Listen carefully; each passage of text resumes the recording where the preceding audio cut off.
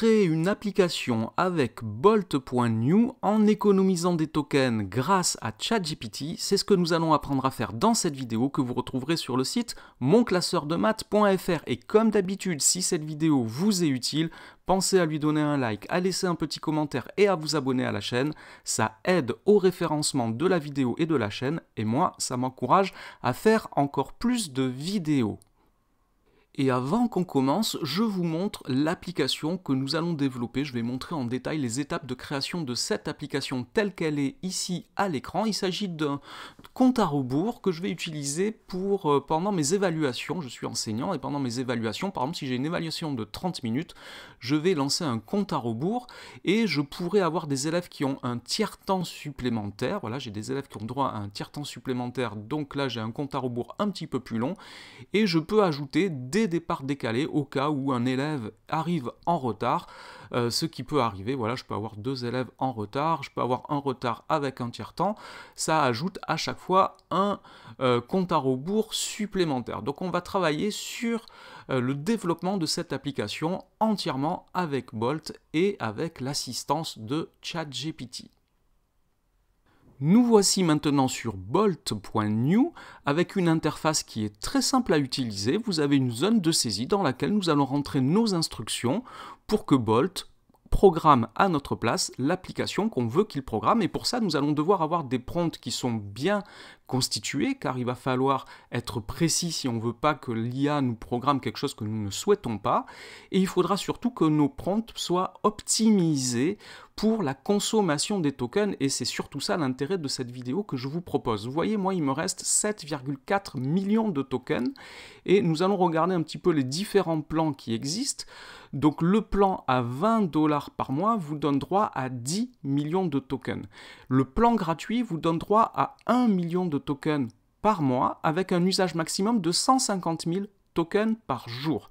Et 150 000 tokens, ça part très vite si on ne fait pas attention à la façon dont on écrit nos prompts, et il va falloir vraiment y faire très attention.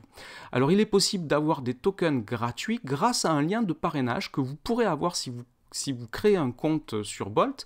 Je vais vous partager le mien. En utilisant ce lien de parrainage pour créer votre compte, vous aurez droit à 200 000 tokens gratuits sur un compte gratuit, et vous aurez droit, et moi aussi, à 5 millions de tokens gratuits sur un compte payant. 5 millions de tokens, c'est beaucoup, puisque le compte payant à 20 $ nous donne 10 millions de tokens, donc ça fait une grosse somme de tokens. Vous voyez, moi j'ai déjà gagné 8 millions de tokens grâce à ce lien de parrainage. Je vous mets ce lien dans la description de la vidéo.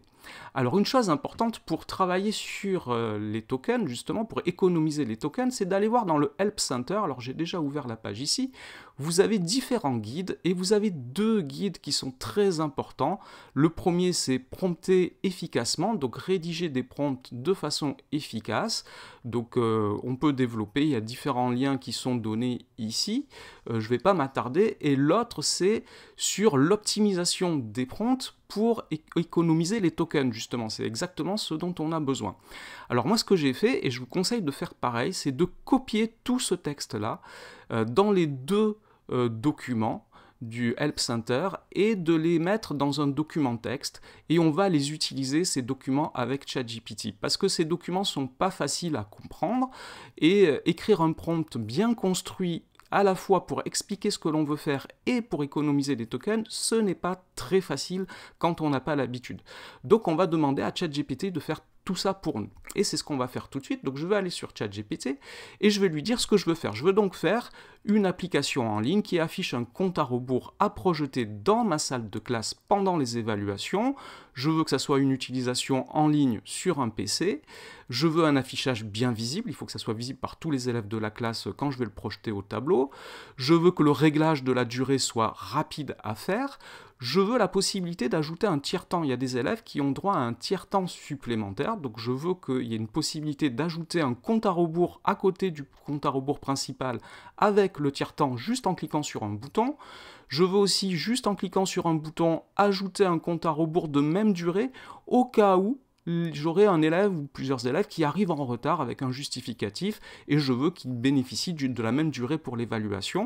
Donc je vais faire commencer un compte à rebours en décalage, juste en appuyant sur un bouton. Je veux que ça soit sobre, simple, optimisé pour un usage sur ordinateur. Je veux pas que ça soit sur un téléphone portable par exemple. Et j'ai ajouté que je vais déployer cette application sur la forge des communs numériques.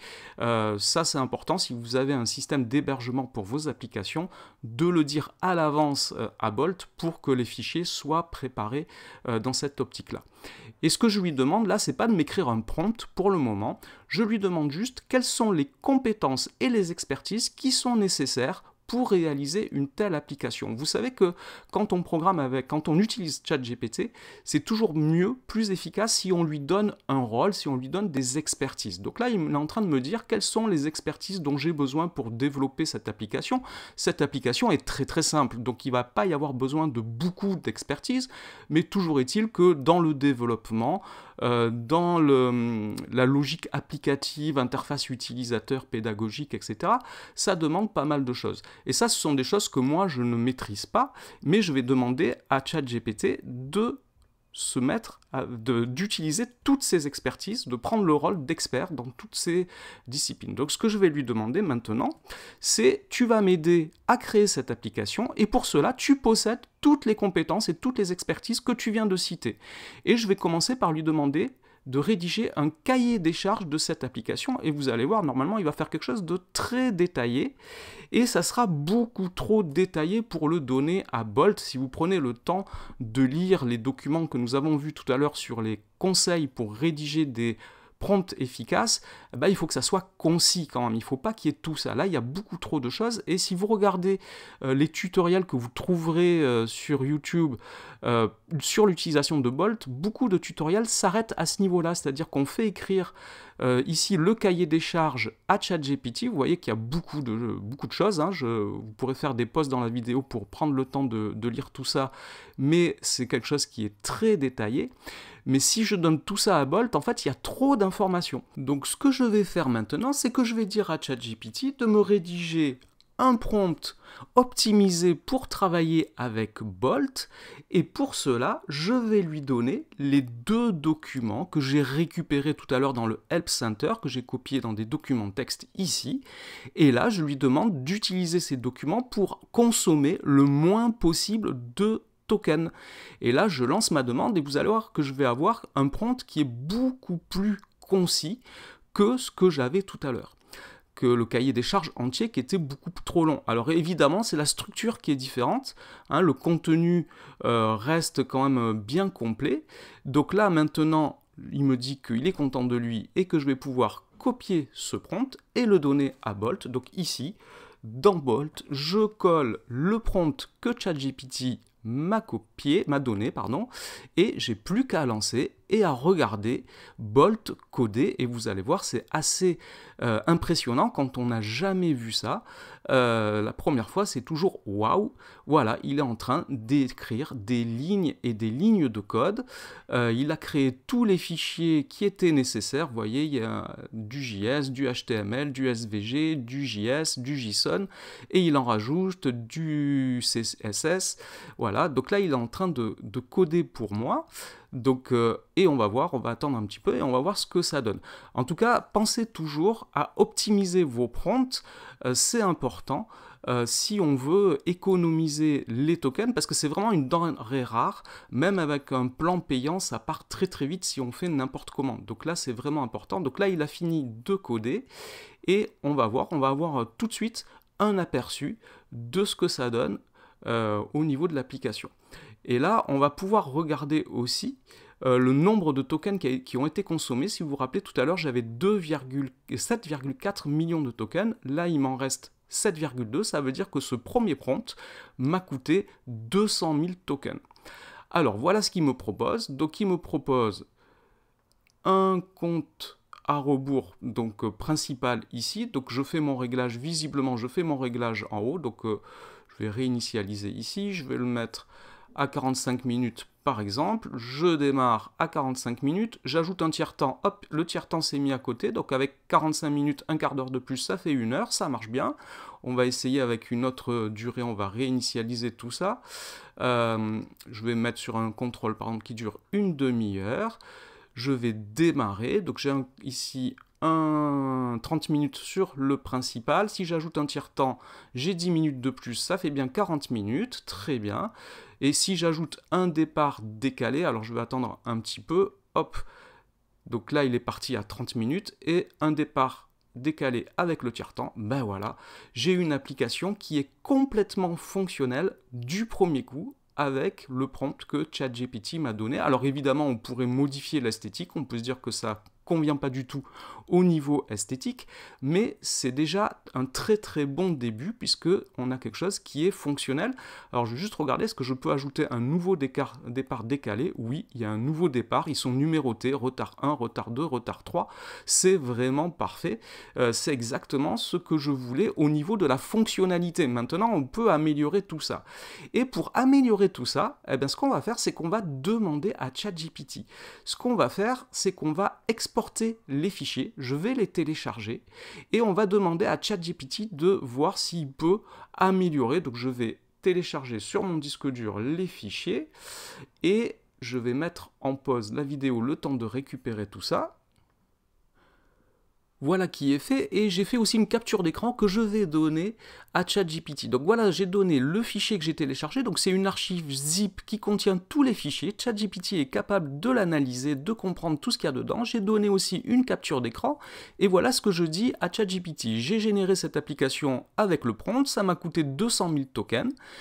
Je donne donc une capture d'écran ici, il n'y en a pas plusieurs, il y en a une seule, une capture d'écran et l'archive zip du fichier, et je lui demande de l'analyser et de me proposer 5 améliorations possibles pour cette application. Je lui demande de les classer par ordre de priorité, de donner un descriptif rapide, d'évaluer le gain sur l'expérience utilisateur pour chacune des propositions et de donner une estimation du nombre de tokens qu'elle va nécessiter si je décide de l'appliquer. Et je lui demande de me présenter tout ça dans un tableau. Donc ici, je demande donc à ChatGPT d'analyser le fichier. C'est très pratique si vous avez des erreurs aussi. Des fois, il y a juste une petite chose à modifier dans un fichier et c'est plus rapide et surtout moins consommateur de tokens d'aller faire la modification à la main dans le fichier si ChatGPT nous dit où faire la modification. Et ChatGPT peut nous écrire aussi des prompts pour corriger des erreurs s'il y a des erreurs ou si les fonctionnalités ne sont pas présentes. Alors, il nous propose ici d'ajouter un mode plein écran. Il nous demande de changer l'affichage des timers avec la disposition pour que ça s'adapte dynamiquement à la taille de l'écran. Alors moi j'ai dit que j'étais sur un écran d'ordinateur, donc la taille elle devrait être à peu près fixe. La sauvegarde, la restauration des minuteries, une alerte visuelle 5 minutes avant la fin. Ah, ça m'intéresse bien. Ça me coûterait d'après lui seulement 2500 tokens. Il est peut-être un petit peu optimiste là sur sa prévision. Et de donner un nom personnalisable pour chaque timer. Par exemple, on pourrait dire que ça peut être pas mal sur l'élève qui est en retard, au lieu de mettre retard 1, retard 2, je pourrais mettre les prénoms des élèves, pareil, pour les tiers-temps, ça pourrait être pas mal pour les élèves de regarder le bon timer. Mais je vais donc lui demander de réaliser la 4e modification qu'il me propose, voici, toujours en utilisant les 2 documents que je lui ai déjà donnés, pour obtenir un prompt optimisé. Donc là, il va me donner un prompt que je vais juste avoir à copier-coller. Donc dans ce prompt, il précise bien, par exemple, de n'ajouter aucune autre fonctionnalité, de ne pas modifier ce qu'il ne faut pas modifier. Je copie ici, je colle dans Bolt et je laisse Bolt travailler. Et je reviens vers vous dès qu'il a fini de coder. Là, il est en train de commencer. Je mets en pause pour pas que la vidéo dure trop longtemps. Alors voilà, il a fini de coder et on va regarder tout de suite. Alors l'alerte visuelle, normalement, elle se passe à 5 minutes. Donc je vais mettre un compteur de 5 minutes et par exemple 10 secondes. Je vais le faire démarrer et on va voir si ça marche. Je vais ajouter un tiers-temps. On va voir si sur le tiers-temps aussi, il va y avoir l'alerte visuelle ou pas. Donc attention. Il ne s'est rien passé. Donc ici, il n'y a eu aucune alerte quand on est passé à 5 minutes ici. Alors je vais laisser passer l'autre chronomètre, l'autre compte à rebours jusqu'à 5 minutes pour voir ce qui se passe. Alors on approche des 5 minutes sur le compte à rebours du tiers-temps. Voyons voir s'il y a une alerte visuelle.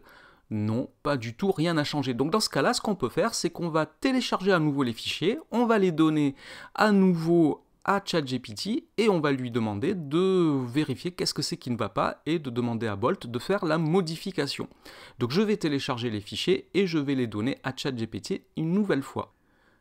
Donc me voici de retour dans ChatGPT, je lui ai donné l'archive zip du projet modifié, qui ne fonctionne pas, donc, et je lui explique que la demande de modification a été effectuée mais ne semble pas fonctionner. Je lui donne l'archive pour qu'il l'analyse et trouve le problème, et qu'ensuite il rédige un prompt pour que ça soit corrigé. On va voir s'il trouve d'où vient le problème. Donc là, il est en train d'analyser l'archive zip. Alors voilà sa réponse, donc il nous dit que a priori ça a bien été programmé dans une partie du programme en tout cas, que a priori il y a un problème sur l'appel de la fonction qui a été créée. Là il nous dit que comment on pourrait faire mieux sans doute, donc il nous donne beaucoup de détails et beaucoup d'explications sur ce qu'il voit, et moi ça m'intéresse pas trop tout ça parce que j'y comprends pas grand chose, et je veux moi le prompt qui va me permettre de demander à Bolt de corriger. Donc là vous voyez il cible exactement le fichier qu'il faut aller modifier. Alors évidemment si moi j'avais dit à Bolt il y a un problème, ça marche pas, Bolt il aurait regardé tout le programme, tous les fichiers, et il aurait modifié peut-être plus de choses que nécessaire, et en tout cas ça m'aurait coûté beaucoup de tokens. Là il va modifier juste la partie qui est intéressante.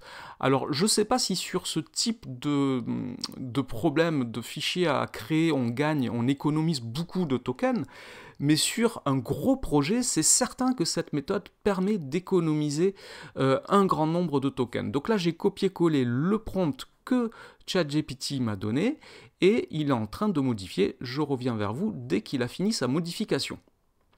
Alors voilà, la modification est terminée, je vais mettre une minuterie de 5 minutes et 2 secondes, on va lancer et on va voir si ça marche. Eh bien oui, ça marche, j'ai bien l'alerte de couleur.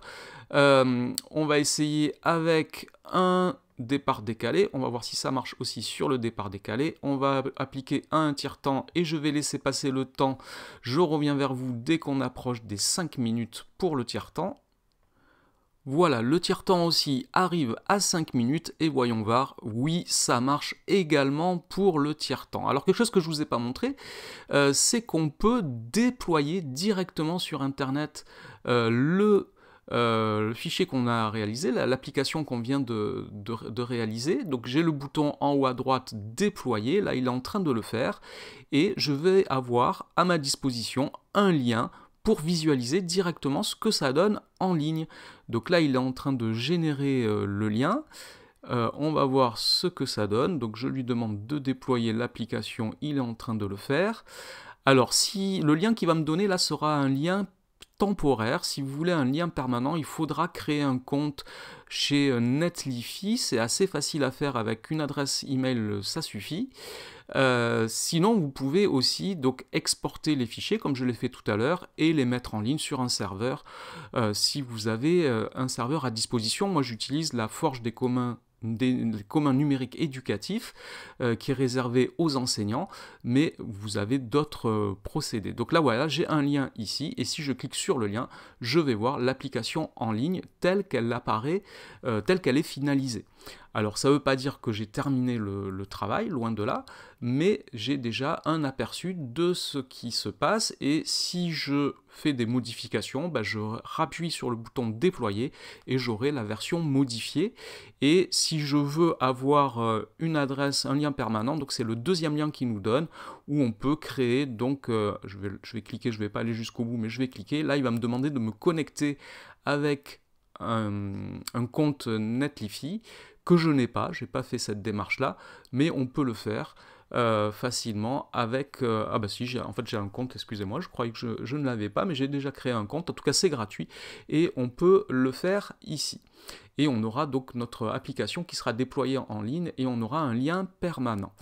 Voilà, donc alors je ne vais pas continuer les améliorations dans cette vidéo, moi je vais les continuer, puis je vous mettrai le lien vers l'application dans le descriptif de la vidéo. Je vous rappelle que je vous ai mis aussi le lien vers le code de parrainage pour obtenir quelques tokens gratuits. Il y en aura 200 000 pour vous et 200 000 pour moi, et 5 millions si vous passez à un compte payant. Et quand vous aurez votre compte, vous aussi, vous aurez un lien de parrainage que vous pourrez partager pour avoir des tokens gratuits.